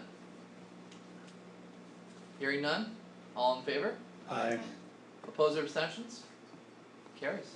Well, keep in mind, we have until 2024 for this money to be spent. So that's why we're not rushing into throwing numbers out there big. I think we've done a pretty good job There it is. at going slow about this. I know maybe some municipalities have gone fast. I think our best interest was to go slow. Thank you We very have a much. lot to talk about. Really But appreciate we it. never had to reconsider. You were always on the list, we just got there. You know, I had talked to Bob before you came, or to Rob this morning about it. Mm-hmm. Well, thank you all. We wish it could be more, believe me, but at the same time, we're very strapped for money as a village ourselves, and I understand. that's why we had to put the $130,000 of the first, Look at the rescue squad, we need every organization, absolutely. and doing it equitably is a good way to do it. Yeah, we're doing responsibly, I When I think hit the it's. lottery, I'll be. And don't forget, we know where everybody lives. Gary. Rob, a couple other things, the Jackson Street Playground, Peg Kitus Yep. asked again about that. I think there's some issues with handicap accessibility and ADA requirements for that playground. It's totally out of Compliance. code, compliance, Okay. whatever. The big piece that sits up on the pylons probably should be either removed or taken down or lower to the ground.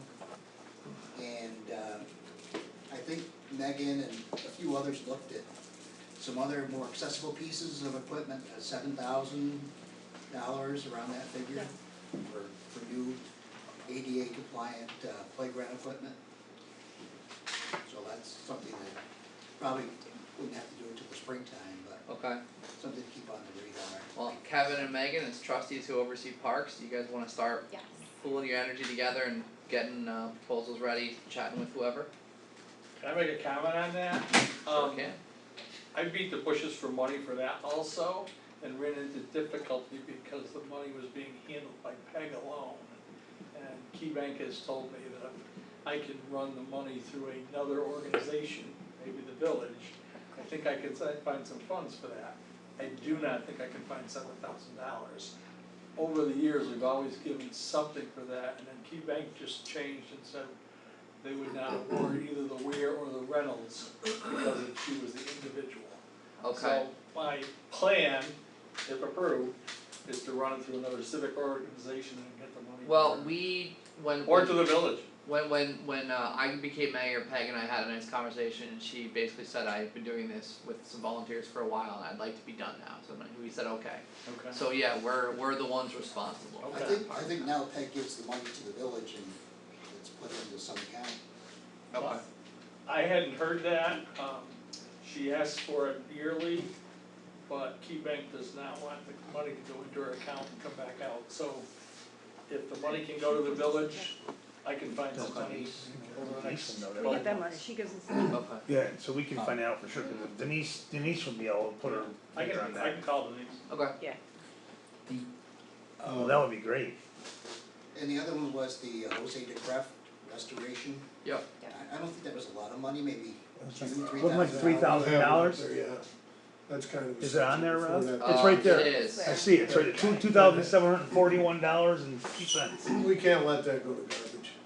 right there, I under town, tourism community. $27,4150 was the Yeah, cost to If we can approve, why don't we do? I can certainly shed some light on that situation. Sure. Well, first of all, I have a couple of questions. Where did you get that quote from and what are they gonna do? Williamstown Park Conservation Center. Oh, Williamstown Art Conservation is gonna Yes. do that. Yes, Well, then I have no because she questions. lives in the town. That's great. As you guys probably know, the last couple of years, myself, Barbara, and some kids that I can gather have cleaned Jose's sculpture. There is the damage that was done back in How did that happen? Okay, It was a crazy person. okay, you might have remember reading about this in all local papers, including Boston. There was a crazy person traveling around New England, just smashing public monuments. They picked Jose's accidentally. There was a rash of things in Boston and on the road coming from Boston through this area. So it was a crazy person. And it's granite, it's, They took the cheek off. the cheek was knocked off and it was repaired by a guy named Juan Laranaga, who was a student of Jose's, and I was there present as he was doing it. Wow. It's 30 years ago now, at least, that's done, right? And it's by, frost and heave and bad water and acids, the glue, the epoxy resin. It's granite dust mixed in with epoxy resin and then patched in with a couple of pins. It can be replaced and can be fixed. I have zero issues if the Williamstown Conservation Center is Christine gonna do it. Who Who lives in the one that village. initiated it, and she works in Right. projects at the. If they're gonna do it, they're gonna do it, I have absolutely zero issues on that, and I would probably be the one that would oversee that, having been his apprentice and installing that with Rolf Sternberg and Ralph Elf, way back when was that? Before Jose died, that was '82. So it was done in the '80s, and then '82, and Jose died in '84, and it was put in the next day. Bobby, I'd like just to make sure that we're solid on that quote, cause I think that is a quote we had since Not for July. that, Deb got that one. yeah, Deb did. Oh, Deb Deb did. did, actually. If we have a special meeting in a couple weeks, we could definitely move on that then. I would just wanna revisit the quote and make sure it's still good, because according to my records, I think back in either April or in June, that was our quote. I just wanna make sure that still stands. And I can tell you as a professional, that would be bidding for that job if I were looking at it, that's an outstanding price from an absolutely reputable institution. I'd jump on it. Yeah, it needs to be done, and my Alright. understanding is not only is that You know my uncle Jose was Cref. friends with Jose. Which one? Liam Stenson. Sounds shouldn't be. Was he local? Is he local? Alright, be a board meeting, come on. Not only is that a depressed statue. Super fast hitting, also board I meeting. think his ashes are underneath that, right? It's another story. This is our current updated figure, now that I added in down here the Hoosick Rescue Squad and the Civic Care 10,000. So overall, I think we have 161,000. I was wondering if Megan could, just a quick, review of the police equipment, so we can have something to think about for next meeting, or. Yeah, that would be great. Sure, so they provided a quote to us for an evidence management system that I feel is important. This system would provide lockers, it would provide I think a cloud-based service to store a lot of information, making it easier for our police officers. What is it? I'm pretty sure it's barcode based, so you would take the evidence, put the barcode on it, put it in a locker that's safe. I find it important. It's the same system Are we that in our that sheriff's rough department shape? uses, right? Pretty much, yeah. Scanning it, right? There's many Are we- municipalities that use the same Are we in that system. rough a shape to where it's crucial? I think it's important. The quote I believe that was given was for $11,219.54. I just worry about that fee every year of The $4,500. fee, yeah, there is a fee of $4,500 a year to keep this system. That's the only reason I First of all, say it, are we yeah, that's on mine. desperately in need of Alright, what else? The tasers as well. I'm pretty sure there's information in there that need to be replaced. How about the body cams? 'Cause I know the body cams in there too. Isn't there a grant? 51,000. Isn't there a granting process for Yes, those? for body cams and in-car cams. Right, 'cause those That was are with the definitely, sheriff's department, right? right, No, this is a new one, this is. Oh, this is the one we just got in. The bird grant. it. Got it. so, 'cause that's, I mean, that's critical. That would be huge, absolutely. Okay. Anything else you guys wanna discuss ARPA wise? Yeah, and maybe, Doug, I don't know if you wanna jump in on this at all, but But the forward grant committee may need some funds for certain professional services in completing the grant document, the final production, if you will, the graphic design and what have you. I think, Marion, are we doing that through Who's It Rising or whatever, like the Oh, yeah. Yes, so that you're not writing it to whomever we. Yeah, cause the grant committee obviously is not incorporated, they're not a 501c3 or anything like that, it's a grant committee. So, perhaps we can convey some money to Who's It Rising earmarked for the purpose of, being drawn from for whatever financial needs are required to complete the grant. Doug, if we spent money to have a firm or someone do this, who would we have do it? There's someone already participating who we can go right to, I don't wanna mention the name. It's a person who's been involved in meetings, right? And the person's been in the loop of all the meetings, Okay. and has just agreed to come in and help, knows the community extremely well, very good Yep. writer. Yep. Can put it together. I mean, we're at the point now that we have, 10 days? It's the 23rd or the 28th, that's. 23rd. Why, we have 10 So we days. got till next Friday. Okay. And the grant is, we're still in the process of finishing the draft, the first draft, then get edited, and then go there, and we're still collecting it. Okay, so this individual's job is basically to take all the information that you and the group Make it all gathers consistent. and make it one cohesive document. Yeah, and pictures and design and Okay. everything to make it competitively desirable. Do we have an estimate on how much?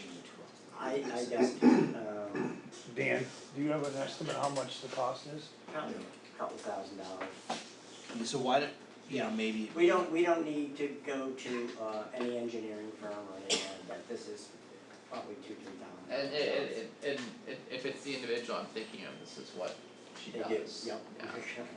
So. And I will say, we, the planning committee's been up to 20 people, meeting every week, it's been an all-volunteer effort. The survey, if anybody has a clean survey, do it tonight, because we're at 600 196, I'd like to hit And how many you need? I love it, well, we thought we wouldn't get 200, so. Yeah. I mean, and that's about, Hey, John. slightly more non-residents than residents, but the findings are, some of the priorities are quite clear. And So, we had 350 suggestions and comments that people Okay. wrote, so Nice. it's a lot of community involvement. And all the kids wrote skate park. Pardon? all the kids. Yeah, and we had one kid. My son was in on We that. had one person under 18 last week, and now we're up to like 70 kids, so. Andy, And I'm you can tell assuming, who's the kids. gave you a little heads up about this conversation about using ARPA funds. Yeah, so the way that I understood the conversation is that it's the village's expense on completing the grant application or whatever it is that's being done. If that's the case, then the ARPA funds can be used for that. That's why you do. So we may not even need to go through Who's It Rising, we can just directly do it. If it's a village administrative expense, you can just use it, yes. That's what Andy was saying. Okay. That seems better. Do we need to, allocate a certain amount of money right now at the meeting to be set aside for that? I mean, do we have to, does there have to be a motion and everything to say we're gonna earmark this amount of money? Are we using? Just because we're coming up on deadlines fast. Oh, yeah. Are we using ARPA funds for this? We also have $20,000 in economic development fund we can use as well. I mean, it's certainly economic development. Is that the small cities account? No, it's just economic development. So, Okay. so one way or another, if Doug says I need this amount of money, The money's the available. money will be there. Right. But procedurally, we have, like, if we're trying to do this with ARPA funds, we have to make the decision right now. We can't just pay for something that already happened, that we didn't approve. Or we can do it at the 27th, right? I mean. No. We No, can't let's pay put for it on services that already No, happened. No, I understand that. Do it I'm now, just we know saying how we much can to do. Say we're using the ARPA funds on the 27th. The problem is we don't know. This is just a decision yesterday that we got the person willing to do it, we didn't talk money. How much you think Can we just like set I aside think it's 5? 3,000. Why don't we set aside $5,000? Yeah, that's what I Set was aside $5,000. And determine the source of it later. Is that, well, I think we stay away, I don't think, we have to determine the source now, that would have to be part of If the you're grant. using ARPA funds, you gotta know the source now. But if we're not That's using ARPA. ARPA funds and we decide to use money from our economic development fund, Right, what I can tell you is that if you're using ARPA funds, you gotta designate ARPA funds for that purpose and then Right. use it, okay? right? If you're not gonna use ARPA funds, then you can authorize the contract with the consultant, and then you can make whatever necessary authorization you need to make when it comes time to pay. Do we have a ballpark on hours that we spent? No, So my suggestion, just if you'll know you'll just that hear by me for a Tuesday. second, Yeah. I wouldn't overshoot on the amount of using ARPA funds, cause it's much easier, quite frankly, procedurally, to just maybe make up a little bit out of the village's own funds than it is to undo the use of ARPA funds that you've designated. So if you overshoot, it becomes a little bit of a headache to fix it.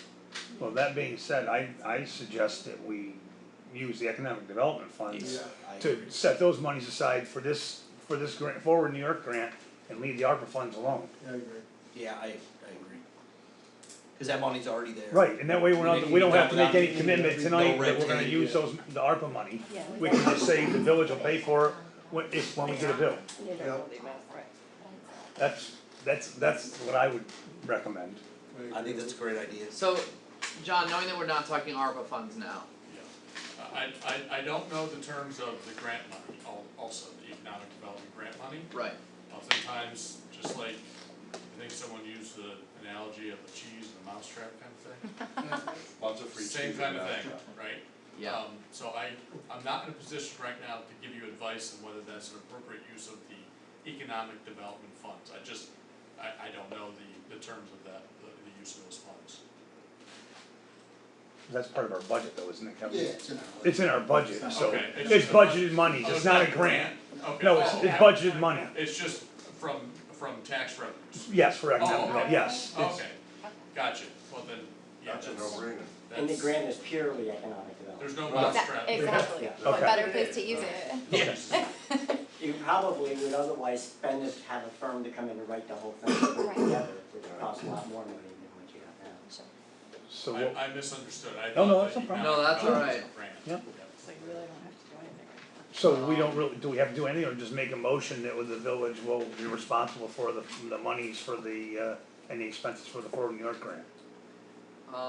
I think that it would make sense for us to do a formal motion, that we're gonna use village economic funds, Yep. I don't think I don't know how specific we would need to be, Well, Village you're, funds. you're hiring a consultant, yes.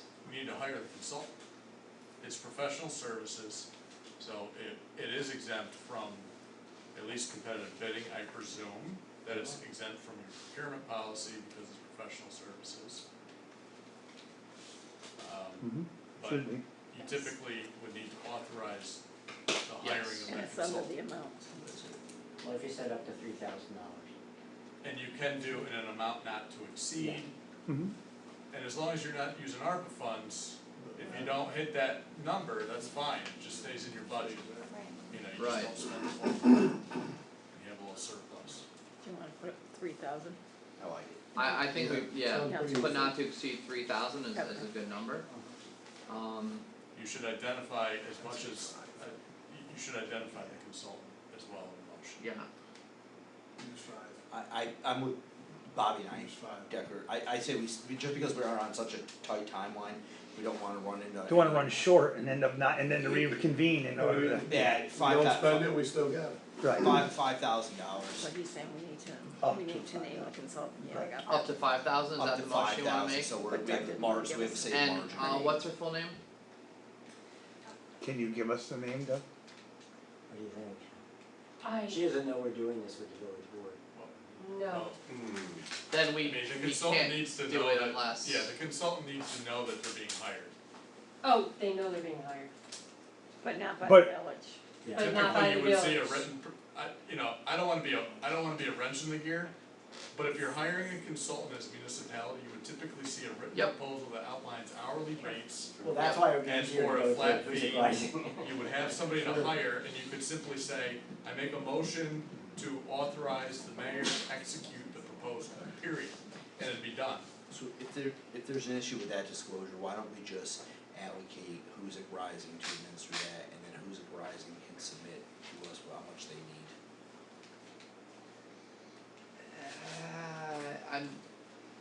I mean, I can That's get an tricky. invoice after the fact, that's not the issue. It The just, issue is she's gonna I don't know. she's gonna start writing this like tomorrow, so you don't have time to, I mean, the fact of the matter is, Yeah, we got it. we have rules, procedures on how to do Right. these various Right. things, and even though it's last minute and it's for an exceedingly good cause, we can't just, ignore the rules because it's a good cause. Then allocate the money to Who's It Rising. Marion, will she want the money? We can still give her the money out of Deacon, or come after the fact though, couldn't we? In this case, you probably As could, long as just it's an not take the appropriate village expense. Right. So she wouldn't want the money right after she's done, she could wait a week or.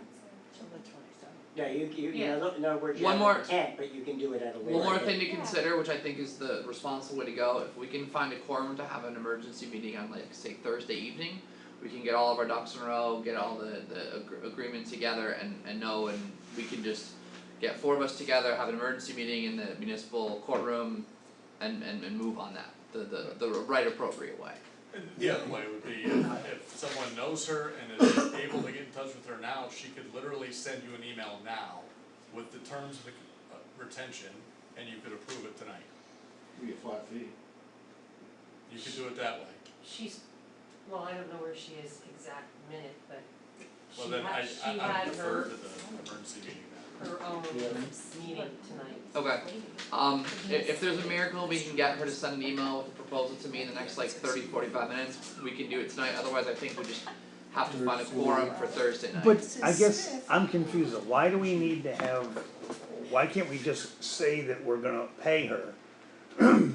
And, I mean, it's just like getting a bill from another vendor, right? I mean, when somebody does services, we get a bill from them and we pay the voucher, and we approve the vouchers at the end, each month. So why do we need a formal motion You that, need to know the terms of the contract that you're entering into. By authorizing the retention of her, you're entering into a contract. If you know the terms, you can go ahead and do it tonight.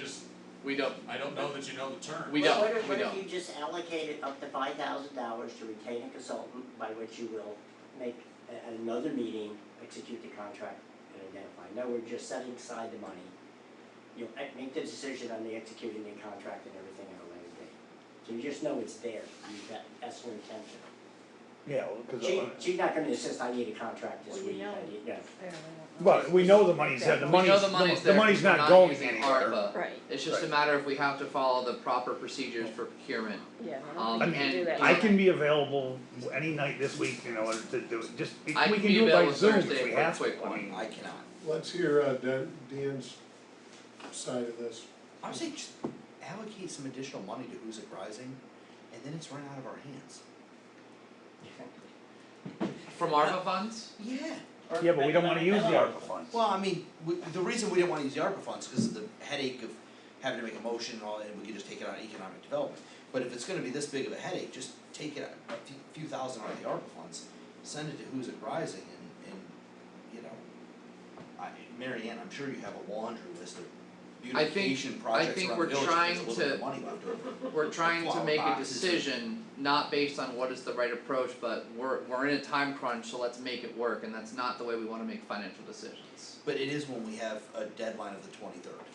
Like, that's the fact of the situation here, the deadline is the You guys gotta give us your information on who you're gonna hire and we'll have We can do it Thursday night, we gotta have that have a plan in information. place Sure. and make it Can you happen, make it, it Megan? won't change Megan, anything. can you make it Thursday just- night? I can try, The- yeah, absolutely. The requirements You're for how talking we have 5 to minutes. move Yeah, on. why not? I can't. No, you can't, but if, we all, As long as you guys got. if Bobby can make Do it, it at the Megan, municipal, have, do it at the municipal I can be building. Okay. available Thursday for Do it at the So- municipal building, So can I. so I can get I'm there. sure you might be willing. I'll be available. Okay, that's fine, okay. Yeah, I understand the procedure, it makes sense. Okay, so my apologies. We have Blame procedures. You can go blame the lawyer. Blame, No. blame the lawyer. but Doug, not us. bottom line is you get, you know that it's, we're gonna do I'm it, the so. Mary Ann, I'm yeah. the most unpopular guy in To the room. clarify, You get your first and last name. do you need anything from her? Her name. Yes. Yes. Name description of services, Contract. it can just be a simple thing in an Yeah, email. but to make her write a contract on top of. No, not a full contract, just, this is what I'm going to And do. here's my hourly rate, and it's been that, It can be like I a will one not sheet, exceed X one amount. sheet, just this is Okay. what she's doing and Yeah, it what doesn't her have to hourly be rate is super going to formal, be, just and a that's it. simple email paragraph She has no explaining idea it. at this point how long this is gonna take her. She could do a flat fee, She hasn't seen the material yet. Yeah, set up as a flat she fee, could set it up as a flat fee, or she could do hourly, it's Yeah. really her terms. Okay. and she can And set then it it's up to the board up to to approve. X amount based on her hourly timing. That just simple, I know it's frustrating, we have to do the hurdles, but we do have to do the hurdles. Okay. Alright, any other ARPA discussions? Bobby Decker, I think we should get together in the next week and update the list Spreadsheet. I had with all of the ideas, the police ones that we had, that Kevin had, and just, we'll have a refreshed priority list Yeah. going into our next meeting. I'll start on tomorrow. Alright, great. We did vote on. rest Any of more the discussion right? on New York Forward Grant, knowing that we're gonna get everything figured out for Thursday? Do we need to make a motion to have a special meeting on Thursday? Yes. You We should, should do that, We right? because here's why. well, yeah, In another municipality I represent, Mhm. the board is not as cooperative amongst everybody, perhaps. And so, when the board schedules a meeting, no one can claim they didn't know about it. Right. And you don't have to provide 2 days written notice to each board member. So I would suggest the board schedule a meeting tonight. Make a By motion to have a special meeting on Thursday, September 15th, location at the municipal hall at 6 p.m. It's probably I'll court. make that motion. Second. Is there court that night? There might be court, you'll have to do it. It's okay, we can do it in the office. In the office, We can do it in the okay. office, it's no problem. We could also That's just do it here, but. Yeah, we could do it tomorrow. You do it tomorrow. Are you available tomorrow at 6? I'm gonna be in the courtroom tomorrow night at Uh, 6, I'm meeting check with the judge tomorrow night. You wanna be sure, right Um, now, Board speeding Actually, ticket? tomorrow night works You better have for it. me. by Tomorrow night works better, will that work? Yep, tomorrow works better for me. Okay, Yeah. so less than 24-hour notice, still okay to Yeah, it's an emergency meeting. You can It's- get a it's hold of her by scheduled- then, right? It's scheduled less than a week in advance, obviously. Okay. And all of the board members, except one, is here, right? Right, Yes. Okay. Yeah. So, I would strongly suggest that you provide immediate written notice to that board member. sure, No. sure. And the board's schedule. I could do that right We now. will all text her right now. Okay, so I'm looking for motion to set an emergency meeting for Wednesday, September 14th at 6 p.m. at the municipal building for purposes of I- moving on to New York Forward grant plus any other business that will come. Motion. Dan. Thank you, Dan. Second. Megan got it. Thank you. Further discussion? All in favor? Aye. Opposed or abstentions? And I would just note, because the meeting is tomorrow, Yes. it's gonna come quickly, if that term sheet can be put together in Sure. advance. I'll reach so out. the board has it, yeah. Yep, I'll reach out. Rob, does there need to be any decision on the submission of the grant when the proposal is done? I assume you'll sign off in signing it and submitting it, so does there need to be any prior authorization? This is a grant that our municipality is tied into it. I think in a sense, I don't wanna say it's the lead, but we're definitely tied into it. Do we need formal authority, a motion from the board to authorize the mayor? I think you should delegate, if the board is comfortable delegating that authority to the mayor so that there's no issue, and so that he can sign it when We it's did that at the complete. beginning. Yep, I would suggest if the board's comfortable doing it, that's Good that idea. tonight. You were already designated. I was already designated. Yes, sir. We already approved this, so we're already set to do it. Oh, all right. I've already got the authority. Thank you, I thank you. wish I had that institutional knowledge. All good, thank you. Alright, any other New York Forward grant discussion? Alright, we talked about 59 Church Street, there was no new bids, there's nothing else to discuss there, correct? Alright, streetlights. Bobby and I had a really good Zoom meeting where we got to talk more, and by the way, on the agenda, I think I put real term instead of real team, I think I did it here as well. It's real term. It is real. Oh, I time. did it right. It is real term. I don't know, I just, you talk for a while, please. Well, this is just a proposal, this is a professional services agreement that we're between the village guys. and Real Term Energy. Thank you guys. Thank you. Good night. Thank you, Gary, Thank Barb, Doug, thank you, Mary Ann. Thank you. The letter to send as well, right? Yeah. Okay. See you, Mary Ann. Thank you. So this, we talked and we met with Kerry Wilson, his name is, he's the CFO of Real Term Energy. And he gave us the breakdown of how this works as far as the monies and everything, and I think Rob and myself and Denise were comfortable after hearing his presentation of how, cause I know Andy had some questions as far as how the money is allocated and such when, for the buyout of the streetlights. Right. And so it actually, there's no borrowing of money per se, it's a lease program, it's a lease program so that the money comes out of what the monies that we would actually spend for our regular National Grid electrical bill.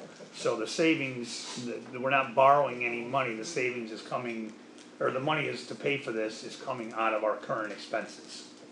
But in order to move forward, we need to sign a professional services agreement. And that just allows us to sign an agreement with them saying, Real Term Energy saying that they are going to move forward with procuring the streetlights from National Grid for us, and well, we're procuring them from them, but we're buying them out, but we're going to, Real Term will be the liaison to negotiate with the contractors, they'll put everything out for bid with electrical contractors who will come and take down the existing streetlights, replace with the new LED streetlights. And there's also there was one sticking point that Andy had, and we had a question regarding, there was $170,100, it's called like a letter of credit commitment from, that they want us to put up front with National Grid to confirm that we will, it guarantees that we will follow through. We have 24 months from start to finish to replace the streetlights. It's all, they want a guarantee that will replace the streetlights. We're not gonna start and not finish. We know that, so that's a no-brainer, but, and as far as, I checked with Steve Harriman as well, and they've never had any issues whatsoever with that, with any of the municipalities, and they've done, you know, Huge amount. probably 100 municipalities in the States, not only in Canada and in Europe as well. So I think it's in our best interest to move forward with this. And the only thing is, in regards to the payment, I reached out to Steve and he already changed the proposal to reflect 30 to 45 days. He just sent it to his person and they're gonna revise that and send it to us. Okay, so, sorry, you can go. Did they clarify whether they were gonna replace the downtown, commercial lights with the same as that are currently in our downtown? The aesthetically like the ones that are currently downtown? Right, the Yeah. ornamental lighting, The way I understood from Steve, he said they're definitely capable of doing that. yeah, is that a guarantee? There's 360 Cobra headlights and another 50 decorative lights for a total of 410 lights. Right, so the decorative So lights are the I'm ones guessing you're it's talking the about. 50 lights you're talking about. Downtown lights. I don't think there's 50, but Pretty close. not decorative lights. I mean, the ones we already own. Yeah, I know what you're talking about, though. There's Right? probably, There's close to 50, Phil. not after the ones we already own though. We own all the ones with the concrete bases we own. My question was, when he was here, is he gonna match those to what we already have? Are you talking the pole? We're not Poles. replacing the poles, they're replacing only the doing the replacing is the lights. The light The fixture poles, and the we're not light, getting rid basically. Well, no, my question is, a lot of those poles are in bad shape, the ones, even the decorative ones have been there since 1980 Okay. or 70, and if they don't replace the poles, then, I mean, then we're gonna be on the hook for those poles, that's my concern. Well, This this is strictly streetlights, this has nothing to do with the poles. Just the modules. Yes. So yeah, as an example, like all of the normal telephone poles with the Cobra heads, they're called. We're not owning the poles. It's the Cobra head that, in a sense, that we would own and be changed. And part of the service agreement is they will have a subcontractor who will be able to, handle maintenance if something goes down. They'll know that sort of thing. Yeah, I guess so it was our hope too, that if they did the poles, that they'd also put outlets on them, so if we did Christmas decorations, then we would have, And that's something I'm sure we can add in if we have to, but I mean, this is just the agreement to not, this isn't a commitment to give them the $260,000, this is just signing the professional service agreement so they can initiate the the IGA, which is the grade assessment, they're gonna come in and do an assessment, it's $45 per light fixture that they do the assessment on of the 400 and something fixtures that we have, it's about approximately $20,000. That's the only out-of-pocket expense we have is the IGA. so does it say in there that they're actually gonna change the heads, or they're just gonna put LED fixtures in it? Now, these are all new replacement heads, you guys all have the proposal, I mean, this doesn't say, this is the professional service agreement, this is just, this doesn't break down everything, it's all about the finances and all that stuff as far as liability, that's all this is. We have the proposal, which I don't have in front of me because. I have it here. Whoop. This is the proposal from earlier? Yes, that's it. Okay. So yeah, this proposal hasn't changed, but I think to answer your question, it's not related to the poles, it's related to the fixture and the lights themselves. I mean, I just, before we sign off on it, I just wanna make sure that they're actually gonna replace it and make it look like our other poles. Not poles. The poles Just stay like the same. Not the tops, poles. the tops, whatever they call them. As long as they're all Heads. uniform, yeah. Modules. The heads are different on the poles he's talking about, they're not Cobra heads, they're just the decorative heads, but I imagine those. Well, they did, right, they They're not, understand it. They'll they cut out shouldn't the- touch the casing, the Right. top at all, they're basically gonna go in, take out the, whatever the hardware is for the light bulb, put Right. in the new hardware in the light bulb, and it'll just be as is. Oh, that's not what I'm talking about then. So I'm what talking about replacing the actual head of to make it match with the current ones we already own, the cement, and the ones that are on John Okay. Street. That's, outside of the scope of this. yes. Well, that's what I asked when he was here, I said, can you do that, and he said yes, So if he said yes, Yeah, I- but I don't know. We'll have to took it as it revisit would all that be with the him, same. and that would change the costs and, Well, he said that, and he said that they would look into that, and I Okay. don't know if it's ever been addressed. Bobby, we'll have to bring that up and see, what that would cost and how that would entail. It shouldn't change the agreement that we have right now moving forward, No. it will just change sort of what the right, the and, overall plan is in the future. and that's where the industrial grade audit, the IGA, where that's gonna come in, cause they're gonna come in. What they're doing is, right now, the numbers they have are the numbers from National Grid that, based on our electric bill we've given them. The IGA's they're gonna come in and do their own audit and verify just that everything matches what National Yep. Grid says. Yep. So we're not taking National Grid's word, that's what they're coming in and verifying, and they're to confirm each light fixture, number of kilowatts and all that stuff, so. And basically at the end of this, what we will have is, we'll have new lights that operate much more efficiently.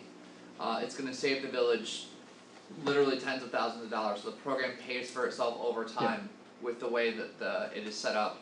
And all of the lights will not only be LED, but we have the option of, and what I'd like to do is go for controls that we can Sure. access at our They'll computers. be automated, we can dim them, Which you is know, okay, amazing. pole number, like, you know, now And- we call National Grid and tell them, well, we got pole number, what, 17's got a light out. Yeah, They and can say a open prayer up that the they're gonna computer come out. and, This and will, when the adjust it. light goes out, it will be able to tell them the light's out. Right. And put it on the list of And things. aren't these more directed at the ground? well, yes, and it's, well, and they can adjust that as well. That's great, cause I get blinded every night by the Yeah, one. they can adjust that. And we'll have controls that will be able to set them at whatever Angles. brightness we want, yeah. So the only issue related to this, and Annie wanted to make sure when we did this motion tonight. So as we have on the agenda, we're looking for a motion to authorize the mayor to execute the professional service agreement with Realterm Energy, subject to amending the provision on the payment term from 30 days to a minimum of 45 days. And I have an email right here that he just sent me a little while ago that tells us that So they will do that. that's the motion we're looking for, someone like to make that motion. So can he send us a picture of the proposed change to the Kevin, they Yeah. can't do anything He's until gotta they do the get, audit until they first. do the See, audit. we're signing an agreement to do it, what if he changes his He's mind? signing and an won't? agreement to do the audit, It's right? just an audit, No, like Kevin, the all we're initial signing a audit. commitment to do is is to do the industrial grade audit. Yeah. So he can tell us, Well, they don't, right now, they know as much information as we do, because I they, thought NIMO already gave us the audit over there. no, NIMO gave us their inventory. We wanna get this. That's all, they're giving us what their inventory, and that's what the quote is based on. Based on, like Rob said, what is it, Rob, 360 something regular, and there's 50 something decorative or whatever. Right. And I assume after the audit, yeah, they're gonna look at 360 and those 50. fixtures. And they're gonna be able to They're gonna come tell back, us, they're gonna come back with and us, say, right. boom, Yeah, we're gonna make them So- look like this, they're all gonna match. right. So there's more discussion, more process Oh, we'll yeah, go oh, through. yeah, the whole process it's gonna take over a year, the whole Yeah. process for implementation from start to finish. Yeah, I just wanna make sure, because when he was here last time, he told us he would come back to us with the answers to those questions that we asked about the downtown commercial lights.